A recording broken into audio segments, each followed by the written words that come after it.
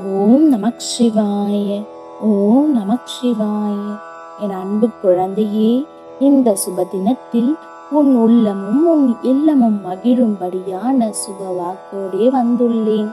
முழுமையாக கேள், நிச்சயம் உன் முகம் மலரும். இப்பொழுது உன் முறையீடுகள் எல்லாம் ஏன் என் வாழ்க்கையில் இப்படி நடக்கின்றது என்றே புலம்புகிறாய். என் தங்க பிள்ளையே, வாழ்க்கையை வாழ கற்றுக்கொள். காலம் வேகமாக போய்கொண்டிருக்கிறது. ஆனால் நீயோ வெகுளியாகவே இருக்கின்றாய். உலகம் தெரியாத பிள்ளையாக வளர்ந்து நிற்கிறாய். யார் யாரெல்லாம் உன்னை நோக்கி என்ன நோக்கத்தோடு வருகிறார்கள் என்று எதையும் தெரிந்து கொள்ளாமல் அனைவரையும் உன்னை போலவே நினைத்து ஏமாந்து போகிறாய். எல்லா மனிதர்களிடத்திலும் ஒரே மாதிரியான அன்பை செலுத்து. அதில் எந்த தவறும் இல்லை.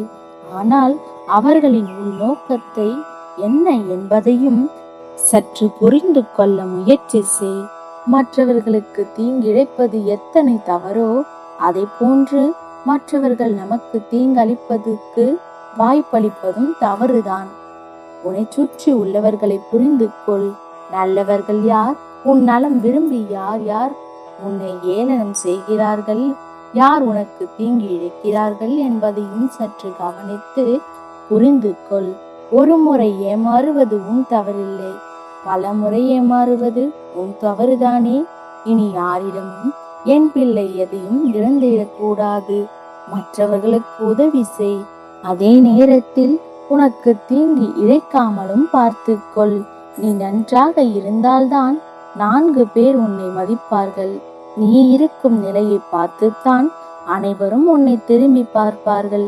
ஆனால் நம்பிக்கை மட்டும் நீ இழந்தால் உயரத்தில் இருந்த நீ சிறகை இழந்த பறவையை போல கீழே விழுந்து விடுவாய். இதுதான் வாழ்க்கை. உன் தேவையை அறிந்து தேடி செல். எதுவும் உன்னை தேடி வராது. யாரையும் கண்மூடித்தனமாக நம்பாதே. பின்னேதான் வருந்துவாய். நம்பிக்கையோடு இரு, நல்லதே நடக்கும். அப்பா சொல்வதை முழுமையாக புரிந்து கொண்டாய் அல்லவா? இனி அதற்கேற்றாற் போல் நடந்து கொள். நல்லதே நடத்தி கொடுப்பேன். உன் அப்பா உனக்கு என்றும் துணையாக இருப்பேன். ஓம் நமக் சிவாய. ஓம் நமக் சிவாய.